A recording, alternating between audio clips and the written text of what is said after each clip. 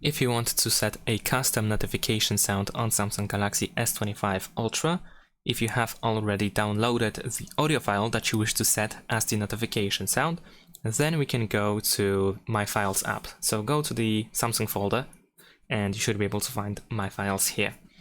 Now, we can select audio files in order to find our notification sound that we wish to set. Press and hold your finger on the audio file, and then at the bottom choose Move.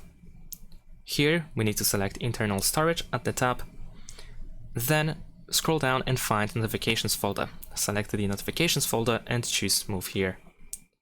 Now we can go back to the home screen and we're gonna open Settings. In Settings, find and go to Sounds and Vibration, choose Notification Sound, optionally choose the SIM card, and you should be able to scroll up on the list in order to find your custom sound that you can select here. And that is pretty much it. Thanks for watching, leave a like and subscribe to my channel, and see you in my next videos. Bye!